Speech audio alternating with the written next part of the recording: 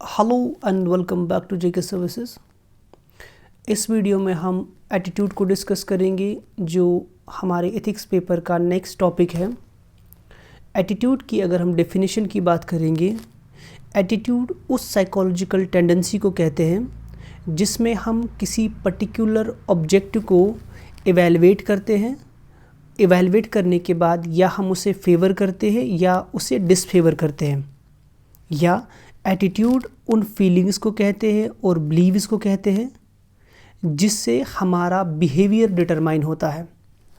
As I have mentioned here, attitude refers to psychological tendency that is expressed by evaluating a particular object with some degree of favor or disfavor।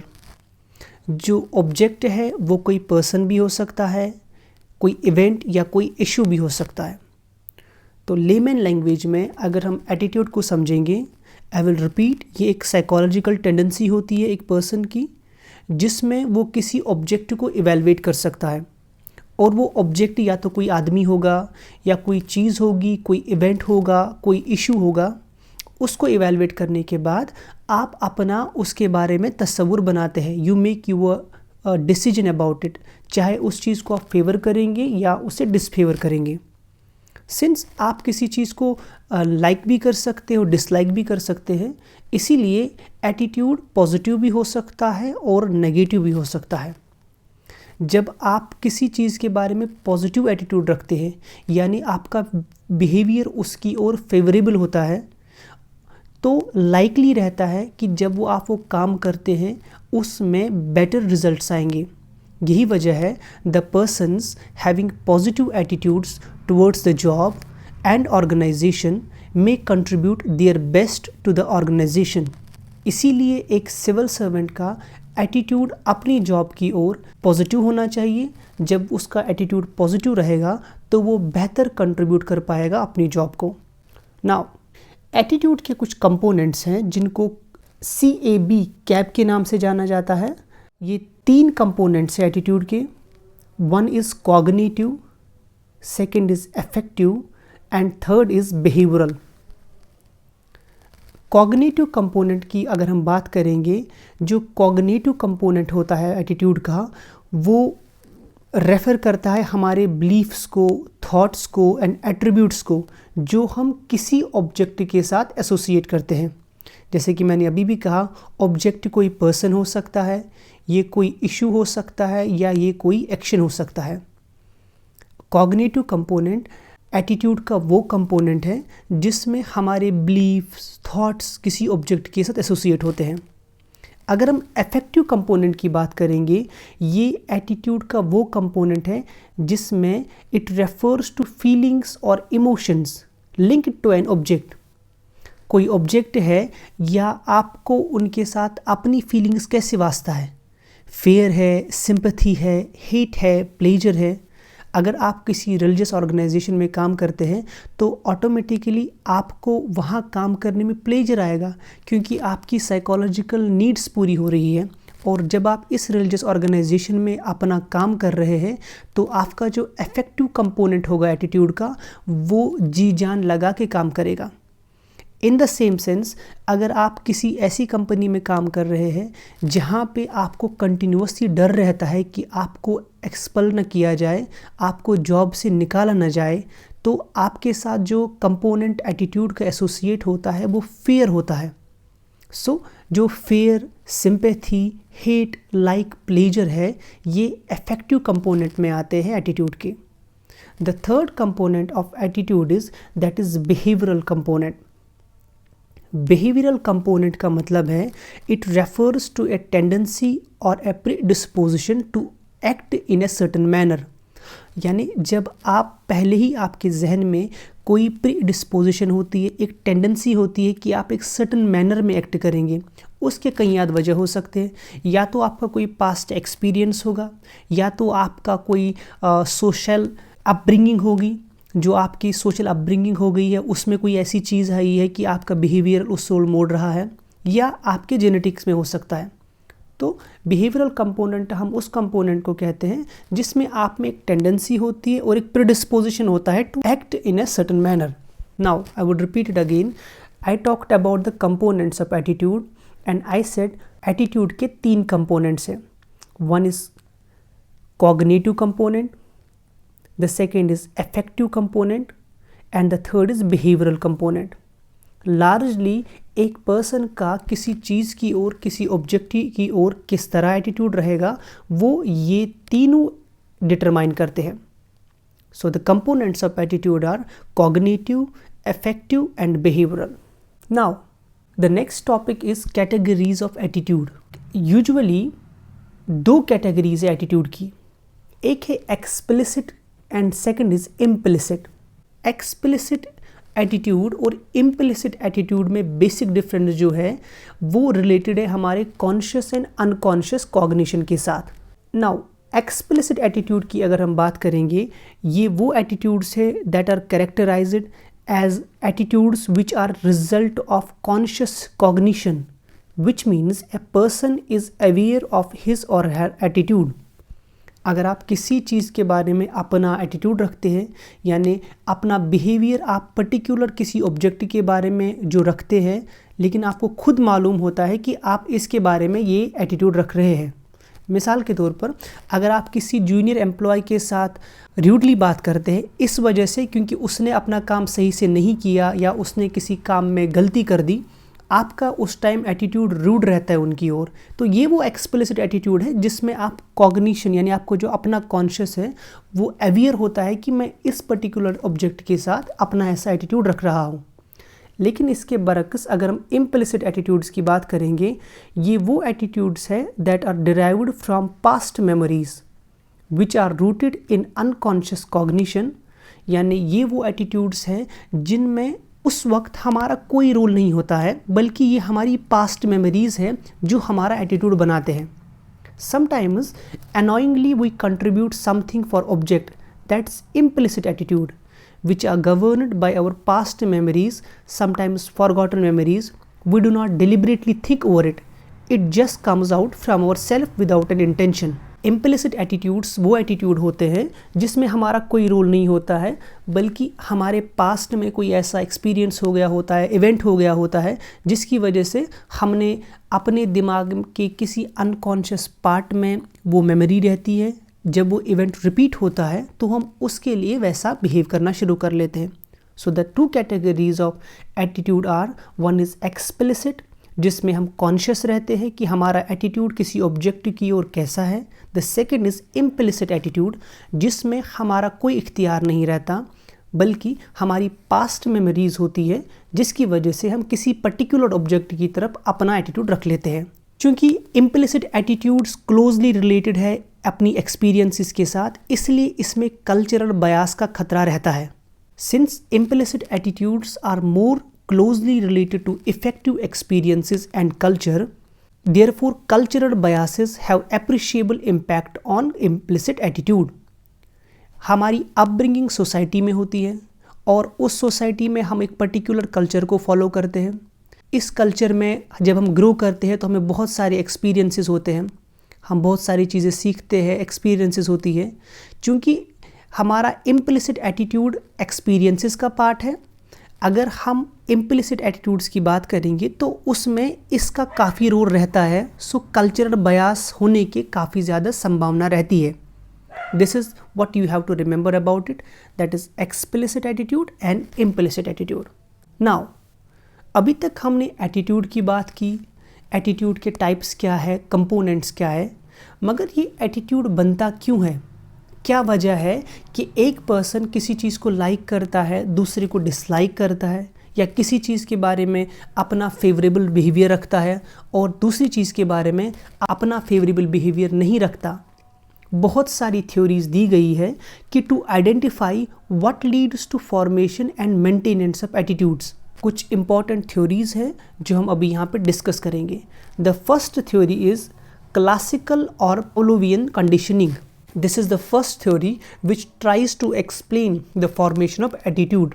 Classical conditioning उस process of behaviour modification को कहते हैं जिसमें कोई subject किसी चीज़ की ओर respond करता है एक पर्टिकुलर मैनर में, लेकिन वो उसके लिए एक पर्टिकुलर मैनर में इसलिए रिस्पॉन्ड करता है क्योंकि प्रीवियसली कोई एक स्टिमुलस होता है जिसको मल्टीपल टाइम्स रिपीट किया गया है, और इस वजह से अनकंडीशनल स्टिमुलस की वजह से वो कोई डिज़ायर्ड रिस्पॉन्स दे देता है। I would repeat, classical conditioning is a process of behaviour modification by which a subject comes to respond in a desired manner to a previously neutral stimulus that has been repeatedly presented along an unconditional stimulus that elicits desired response. Classical conditioning उस process को कहते हैं behaviour modification की जिसमें कोई subject कोई respond करता है किसी चीज़ को। ये थ्योरी स्टेट करती है कि ये सब्जेक्ट, कोई आदमी, कोई पर्सन इसलिए इस तरह रिस्पॉन्ड करता है क्योंकि इसको प्रीवियसली कंटिन्यूसली एक स्टिमुलस मिलता रहता है और उस स्टिमुलस लेने की वजह से ये एक पर्टिकुलर रिस्पॉन्स दे देता है। हम यहाँ पे एक एग्जाम्पल लेंगे जिसको पावलोनिया ने ही नहीं किया, इसकी पावलोनियन क्लासिकल एक्सपेरिमेंट इसे कहा जाता है। इसने क्या काम किया, ये एक घंटी बजाया करता था, एक बेल बजाया करता था, और बेल बजाने के बाद अपने कुत्तों को जिन पे ये एक्सपेरिमेंट कर रहा था उनको खाना देता था, फूड देता था।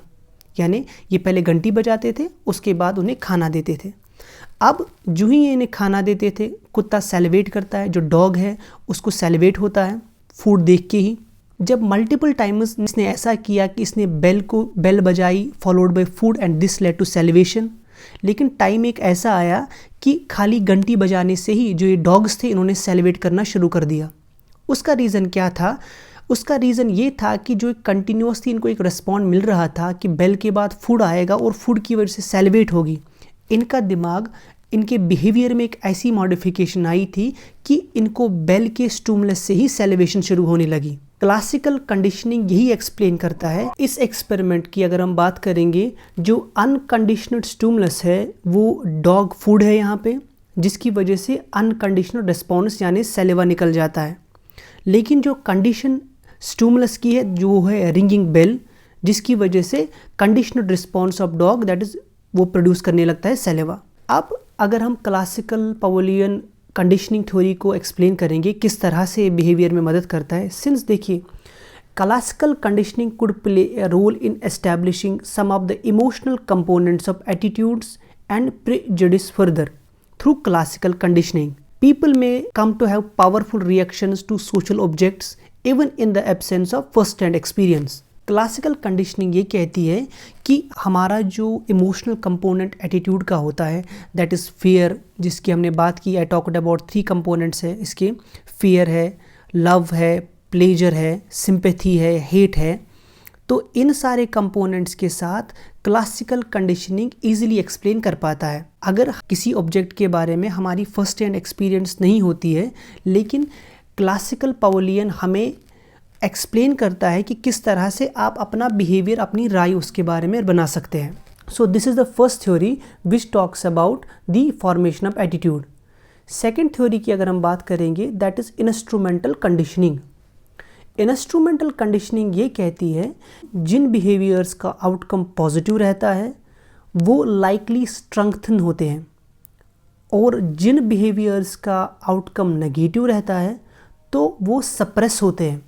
फॉर एग्जाम्पल, अगर आपकी लाइफ में early in your life if your parents and teachers praised you for doing well in studies, you may have doubled your efforts and developed A positive attitude toward studies. Instrumental conditioning ये कहती है कि आपका behaviour का वो component ज़्यादा strengthen होता है जिसमें आपको बेहतर रिजल्ट्स निकलते हैं, पॉजिटिव आउटकम्स निकलते हैं, और वो कंपोनेंट सप्रेस हो जाता है जिसमें आपको नेगेटिव आउटकम मिलते हैं।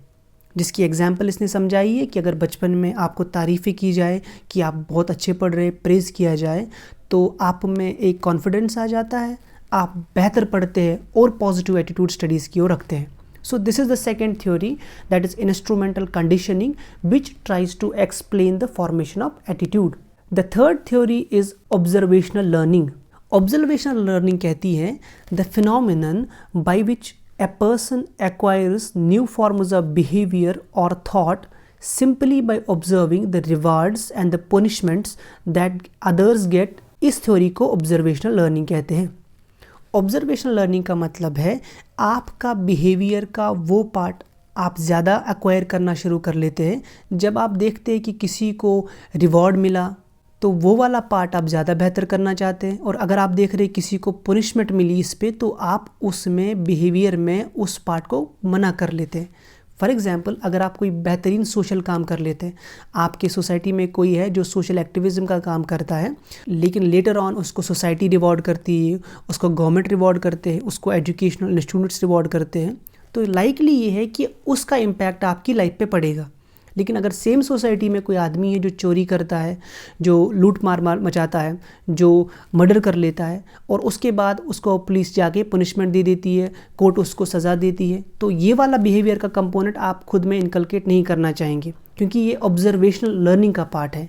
सो this theory tries to explain, हम बिहेवियर के उन पार्ट्स को ले लेते हैं जिनमें हम देख लेते हैं कि रिवॉर्ड्स और पनिशमेंट्स एसोसिएटेड हैं, तो उनके बिना पे हम चीज़ों को लर्न करते हैं और अपने बिहेवियर में इनकॉर्पोरेट करते हैं। The last theory is that is genetic factors. जो जेनेटिक फैक्टर्स है वो रिस्पॉन्सिबल होते हैं, वो इम्पॉर्टेंट रोल करते हैं कि आपके एटीट्यूड को शेप करें में। However they play stronger role in shaping some attitudes than other. ऐसा नहीं है कि जेनेटिक फैक्टर से सारे के सारे एटीट्यूड ही आते हैं, लेकिन कुछ पार्ट्स है एटीट्यूड के जहाँ पे आपके जेनेटिक फैक्टर्स काफ़ी ज़्यादा अहम रोल अदा कर लेते हैं। एक बायोलॉजिकल कॉन्सेप्ट है, जैसे जो सुपर मेल्स होते हैं उनमें देखा गया है कि उसमें टेंडेंसी रहती है कि वो ज़्यादा क्राइम करें, this is a genetic factor. लेकिन इसका मतलब ये नहीं कि जो नॉर्मल फीमेल मेल्स होते हैं बायोलॉजिकली उनमें क्राइम की टेंडेंसी नहीं होती है। So the thing is that some genetic factors are there जो इम्पॉर्टेंट रोल प्ले करते हैं कि आपके एटीट्यूड को शेप करें, बट कुछ ऐसे फैक्टर्स हैं जहाँ पे हमारी सोसाइटी, कल्चर, डेवलपमेंट भी अहम रोल अदा करते हैं। So these are the 4 theories, 4 experiments जो एक्सप्लेन करते हैं थ्रू डिफरेंट वेज कि क्या वजह हो सकती है एटीट्यूड फॉर्म करने की। द फर्स्ट वाज क्लासिकल और Pavlovian conditioning, the second is instrumental conditioning, the third is observational learning, and the fourth is genetic factors. Now moving to the next heading of attitude, that is structure of attitude and the dynamic properties of attitude. अगर हम properties की बात करेंगे कि attitude की क्या properties है, the first property is attitude strength. बहुत आसान है। देखिए, सारे attitude एक जैसे नहीं हो सकते। कोई attitude बहुत strong हो सकता है और सेंट्रल रोल प्ले करता है हमारी लाइफ में, यानी वो हमारे लिए इम्पॉर्टेंट एटीट्यूड है किसी ऑब्जेक्ट के साथ, और ये वो एटीट्यूड्स होते हैं जिनमें हमारे पास इंपॉर्टेंट वैल्यूज़ इनकलकेट है। फॉर एग्जांपल, हमारा कोई रिलीजियस सेंटिमेंट एसोसिएट होता है, अगर हमारी रिलीजन के बारे में कोई कुछ कहे तो हम स्ट्रांगली रिएक्ट करना शुरू कर लेते हैं। तो ये रिलीजियस एस्पेक्ट वो है जिसकी स्ट्रेंथ बहुत ज़्यादा है। हाँ, अब ऐसा हो सकता है कि हमारा कोई दूर का दोस्त है जिसको हम सालों से नहीं मिले हैं, या कोई ऐसा रिश्तेदार है, उसके बारे में कोई गलत बात कह रहा है, हमें बुरा लगेगा या हम उसके बारे में अपना यहाँ से रिएक्शन करेंगे, लेकिन वो उतना स्ट्रांग नहीं होगा, हमारी रिएक्शन उतनी स्ट्रांग नहीं होगी। सो स्ट्रेंथन वेरी करती है, and this is the property of attitude. The second is attitude accessibility. Accessibility यानी ease with which attitudes can be retrieved from memory. In other words, how readily available is an attitude about an object, issue or situation. Attitudes that are more accessible from memory are more predictive of behavior. जो attitude हम बेहतर तरीके से एकदम से हमारे दिमाग में आ जाए, किसी ऑब्जेक्ट के बारे में, इशू और सिचुएशन के बारे में फ़ौरन हम अपने दिमाग में राय इंटरप्रेट कर पाए, तो हम इसको ईजी एसेसिबल एटीट्यूड कहते हैं। कोई ऐसा एटीट्यूड है जिसके बारे में हम राय जल्दी नहीं दे पाते। So this is the second property of attitude. The first is attitudes की अपनी स्ट्रेंथ होती है। द सेकंड इज़ ये एसेसिबिलिटी पे भी डिटरमाइन करता है कि कौन सा इजीली एसेसिबल एटीट्यूड है, कौन लेस इजीली एसेसिबल एटीट्यूड है। The third is एम्बिवलेंस। People can also be conflicted और एम्बिवलेंट टुवर्ड्स एन ऑब्जेक्ट। ऐसा भी हो सकता है कभी कभार ऐसी सिचुएशन आती है कि आप सही तरीके से जज ही नहीं कर पाते कि कौन सा चीज़ सही है, कौन सा चीज़ गलत है। Meaning that they simultaneously possess both positive and negative attitudes towards the object in a question. यानी अगर हमारे पास कभी एक ऐसी सिचुएशन आ जाती है तो हम सही या गलत राय देने के बजाय हम कंफ्यूज हो जाते हैं कि हम इसके बारे में क्या अपनी राय दें। फॉर एग्ज़ाम्पल, एक आम सी एग्ज़ाम्पल है you may have ambivalent attitude towards arranged marriage. आपका अरेंज मैरिज की ओर एम्बिवलेंट एटीट्यूड हो सकता है। क्यों हो सकता है? Because on one hand you have value obedience and adherence to parents. एक तरफ से आप ये चीज़ मानते हैं कि देखो हमें माँ बाप की सुननी चाहिए, जहाँ वो रिश्ता करे वहाँ करना चाहिए, और हमें एडहियर करना चाहिए पेरेंट्स के डिसीजंस को। लेकिन दूसरी तरफ आप ये भी सोच रहे you may value freedom and personal choice. तो इस तरह की एटीट्यूड को हम एम्बिवलेंट एटीट्यूड कहते हैं। यानी एटीट्यूड में एम्बिवलेंस भी होती है। पहला स्ट्रेंथ होती है, second accessibility, and third ambivalence यानी कन्फ्लिक्ट होता है। दोनों simultaneously positive and negative attitudes किसी ऑब्जेक्ट के बारे में डेवलप हो सकते हैं। The fourth is the moral attitude. Moral attitude includes moral judgments such as right और wrong, blameworthy or praiseworthy. Moral attitudes are also present when states of world are described in terms of good or bad and better or worse, as this tells us something about the values and worldview of the speaker. क्योंकि moral values जो होते हैं ये individualistic होते हैं, इसीलिए जो इंसान जितना ज़्यादा moral होगा उसकी personality में attitude का ये component देखा जाएगा। moral aspect भी attitude की एक important property है। ऑल्सो पॉलिटिकल एटीट्यूड की अगर हम बात करेंगे, as its word indicates, attitude is a predisposition to respond to a particular stimulus in a particular manner. Political attitudes are those directed towards political objects such as candidates, political issues, political parties and political institutions. चूँकि attitude का मतलब ही है हमारी एक प्रिडिस्पोजिशन एक particular object के related. अगर यहाँ पॉलिटिकल की बात करेंगे तो ये भी एक प्रॉपर्टी है कि जो आजकल की पॉलिटिकल पार्टीज़, हमारा पॉलिटिकल स्ट्रक्चर है, इसके बारे में जो हम राय रखते हैं, हकीकत में ये बिहेवियर का हमारा एक पार्ट है एटीट्यूड का, जिस वजह से हम एक प्रिडिस्पोजिशन किसी पार्टी को लाइक करते हैं, किसी को डिसलाइक करते हैं, किसी पॉलिटिकल इंस्टीट्यूशन को लाइक करते हैं, किसी को डिसलाइक करते हैं। सो ये मोटा मोटा कुछ इंपॉर्टेंट प्रॉपर्टीज़ थी एटीट्यूड की। यानी एटीट्यूड की अपनी स्ट्रेंथ है, एसेसिबिलिटी है, एम्बिवलेंस है, मोरल एटीट्यूड, इसके अलावा पॉलिटिकल एस्पेक्ट भी एटीट्यूड का है। Now the other topic is political attitude and personality traits. ये मैं आपको पीडीएफ में प्रोवाइड कर दूंगा, आप इसको पढ़ लीजिएगा, कोई ज़्यादा मसला नहीं है। But the last topic related to the attitude is functions of attitude. क्या क्या फंक्शंस है एटीट्यूड के? हम एटीट्यूड के बारे में इतनी बातें करते हैं, ये एटीट्यूड वो एटीट्यूड, क्या इसकी कोई यूटिलिटी है, फंक्शन है? अगर हम मेन फंक्शन की बात करेंगे एटीट्यूड की, द फर्स्ट इज़ यूटिलिटेरियन और इंस्ट्रूमेंटल फंक्शन। ये फंक्शन वेरी क्लोज है concept of instrumental conditioning. Instrumental conditioning Katz ने दी थी।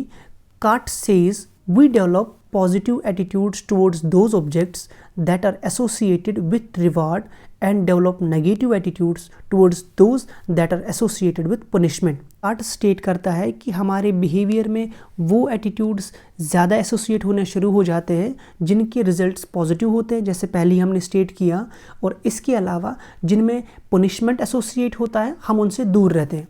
यानी यूटिलिटी के बेसिस पे किसका क्या रिजल्ट निकलता है, क्या काम है सोसाइटी में, हमारी पर्सनल लाइफ में, इस बिना पे एटीट्यूड अहम रोल अदा करता है। इसकी फंक्शन ही यही है कि भाई आप वो अपना बिहेवियर में वो पार्ट्स इनकॉर्पोरेट करते रहो ताकि सोसाइटी में आपको ये अहम काम दे, आपको रिवॉर्ड मिले, आपको लोग प्रेज़ करें, आप एक एग्जाम्पल दी जाए, या आप एक मोरल आइडियल पर्सन की तरह सोसाइटी में सामने आ जाए, आप अपनी बेहतर लाइफ कर पाए। सो यूटिलिटी एस्पेक्ट है एटीट्यूड का। The second is knowledge.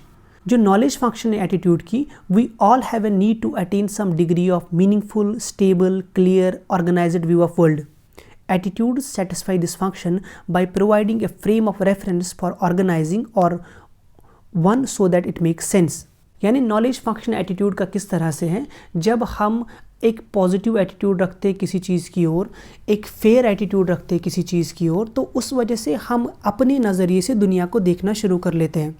और जब हम उन पैरामीटर्स पे, यानी अगर मेरे एटीट्यूड में लव है, मेरे एटीट्यूड में केयर है, मेरे एटीट्यूड में कॉग्निटिव कंपोनेंट में एबिलिटी है, मेरे बिलीफ्स, थॉट्स रैशनल है, मेरा जो अफेक्टिव कंपोनेंट है उसमें लव, सिंपैथी है, तो मेरा जो विजन, फ्रेम ऑफ रेफरेंस दुनिया को बनने का बन जाता है वो वही बन जाता है. तो मेरी जो दुनिया की अंडरस्टैंडिंग है, इंटरप्रिटेशन है, उसको समझने के लिए एटीट्यूड ने इम्पॉर्टेंट रोल अदा किया. So this is the second function, that is knowledge function of attitude. The third is ego, or we can say defensive function. Some attitudes protect us from acknowledging basic truths about ourselves or harsh realities of life. These can help a person cope with emotional conflicts and protect self-esteem. Now, the ego function जो हमारे attitude का है, ego function ये है कि हमें realise करवाता है लाइफ की रियलिटीज़ के साथ. अगर हमारे साथ कोई मिसबिहेव कर लेता है या हम किसी के साथ मिसबिहेव कर लेते हैं या हमें वो जॉब मिलता है जहाँ पे हमें पता है कि बेईमानी से काम होगा, मेरे ईगो पे जो मैंने अपने पर्सनल प्रिंसिपल्स मोरल्स रखे हैं वहाँ पे मुझे जो है कंप्रोमाइज़ करना पड़ेगा और इमोशनल कन्फ्लिक्ट्स आ जाते हैं, वहाँ पे एटीट्यूड बहुत रोल अदा कर लेते हैं. बिकॉज ये आपको एक फ्रेम ऑफ रेफरेंस देते हैं कि आपके एटीट्यूड में कॉग्निटिव कंपोनेंट में ये चीज़ है. हालांकि ये तो हमारे दिमाग में कॉग्निटिव इफेक्टिव उस टाइम नहीं आ जाएगा, लेकिन fair, love, emotions, respect, belief, ये चीज़ें हैं. और किसी ऑर्गेनाइजेशन में ये सब चीज़ें आपको नहीं मिलती है तो वहाँ इमोशनल कॉन्फ्लिक्ट शुरू हो जाता है. सो इमोशनल कॉन्फ्लिक्ट में आप कौन सा डिसीजन लें वो उस वक्त इस पे डिपेंड करता है कि आपका एटीट्यूड किस चीज़ से बना हुआ है. उस वक्त उस बेसिस पे आप अपना जो है एक डिसीजन ले सकते हैं और अपने ईगो को, अपने एक आपका जो पर्सनल एस्टीम है उसको मेंटेन कर सकते हैं. The fourth function is the value expressive function. Value expressive function का मतलब क्या है? ये शो करता है who we are and what we stand for. Hence the server to demonstrate one self esteem, self image to others and to express our basic values. Value expressive function ये कहता है चूँकि इनकी बिहेवियर में वो चीज़ें इनकॉर्पोरेट होती है जो हमारे वैल्यूज़ को एक्सप्रेस करते हैं. एज आई सेड, इसमें दो पार्ट्स होते हैं स्ट्रक्चर में, इम्प्लिसिट एंड एक्सप्लिसिट, जिसमें हमारा कल्चरल बयास रहता है. इस वजह से जब आपका कल्चरल बयास रहता है, आपके वैल्यूज़ इनकॉर्पोरेट होते हैं, तो हकीकत में एटीट्यूड में ये कंपोनेंट भी होता है कि वो आपके वैल्यूज़ को फंक्शन कर रहा है. So this also has a function of value expressive function. Moreover, the last function is social identity function. जैसे कि आपने आम जुबान में सुना ही होगा कि उसका एटीट्यूड बड़ा रूड है, ही इज़ वेरी स्वीट. कोई ऐसा कहता है कि उसमें वो बहुत सोबर इंसान है. तो पर्सनल आइडेंटिटी के लिए सोसाइटी में एक सोशल आइडेंटिटी का फंक्शन भी सर्व कर लेता है. I will repeat, because social identity function refers to informativeness of attitudes for persons' impressions or how much attitude appears to convey about the people who hold them for. These are important functions, that is utility function है, knowledge function है, ego, value expressive function है और social identity function है. Hope कि आपको ये video पसंद आया होगा. If you like this video, please share it and subscribe to the channel. Thank you so much for watching.